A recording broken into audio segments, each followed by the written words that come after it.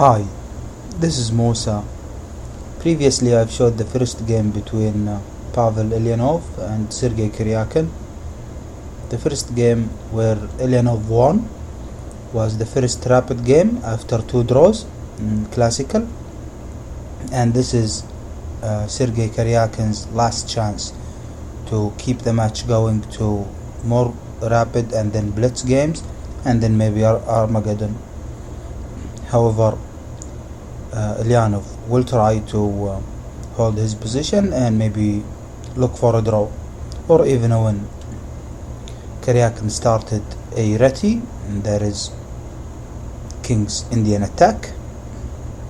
c4, e6, c takes d5, but here bishop takes first, bishop takes bishop, c takes d5, castles, knight c6 and d4, knight f6, knight c3, development, and bishop to e7, e3, and double zeros for black. Bishop d2, rook c8, rook c1, challenging the control on the c file, and now knight to d7. And we see that black is shifting toward the queenside activity while white will create a cluster toward the king side. Let's see who's faster, let's see who's more efficient and who's better. Knight e2, knight b6, knight f4, and knight c4. Good position so far for the knight, attacking the dark squared bishop for white. Bishop is removed from the attack to c3, and now bishop to b4, trying to exchange bishops. And in these variations, after exchanging the bishops in a good manner for black, then maybe it's draw, if not black being better.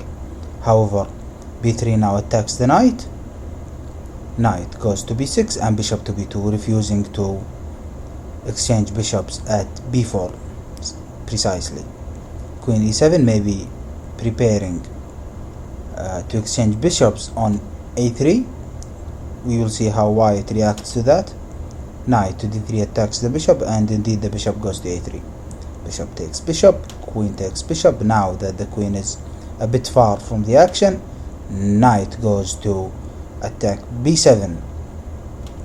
How is black gonna react to that? Black will take the a2 pawn for the b7 pawn, and we will see how that is done. Rook c7, trying to defend the pawn, but really the pawn cannot be defended. Knight takes, and rook takes c6. Only move, queen regain the pawn, and the white queen defends the b3 pawn. Knight to d7, discover the attack on the pawn, and rook to b1 defending. a5, the idea behind this move is that white wants to play rook a6 to attack the queen, and the queen is trapped. However, the queen can go to a3 and run away through the dark square diagonal here, but maybe black queen has hopes to put some pressure on the pawn and the rook on b1 and keep white queen, of course, deflected or overloaded. Now a5 prevents rook a6, and bishop goes to d1, from f1 to g2 to f3 to d1, and we will see the bishop after knight f6 going to c2. The threat is real now, and Karjakin will march with g4, g5, attack the knight, and attack h7 after that. However, even if black tries to play h6, Karjakin might play h4 and continue attacking. Anyways, Eljanov now shuts the door with g6 and f3 here. Maybe not the best move. However, f3 is a bit of a waiting move. And now queen a3, trying to get the queen back to the game. Is it a bit late? We will see. Queen c3, controlling the c file, and now queen to b4, pretty much forcing the queen exchange.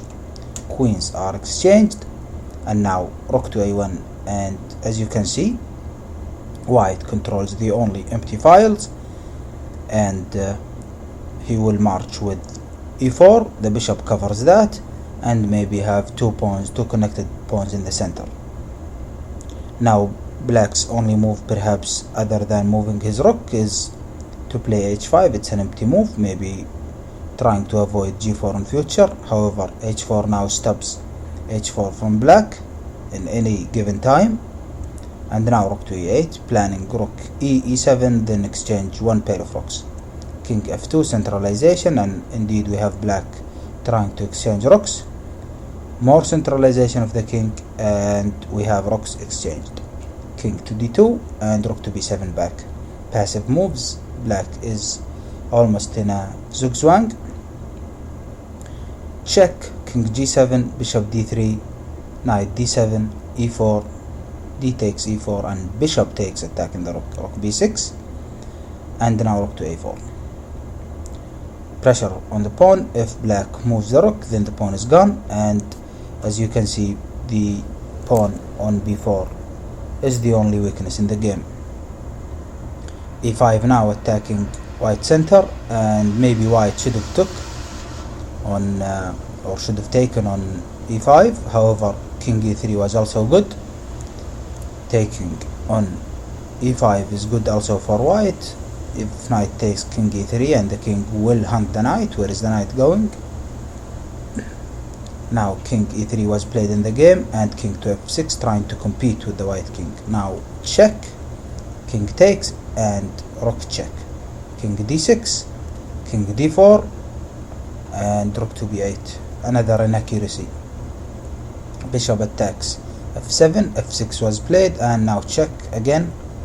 King to e7, and instead of another check, Karjakin went for f4. Knight to b6, attacking the bishop.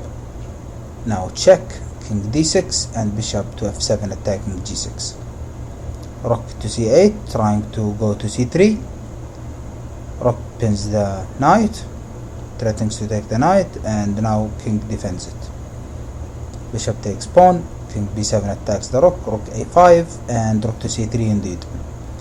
But now check, after king to b8, threaten to take the knight, king a7, now rook takes h5, and as you can see, white had 4 pawns against 2, or if you want to call it 3 solid pawns against 1, which can be easily stopped. And at this point, Pavel Eljanov resigned, and they go to two rapid games. We will see who wins the next game. Thanks for watching, and bye for now.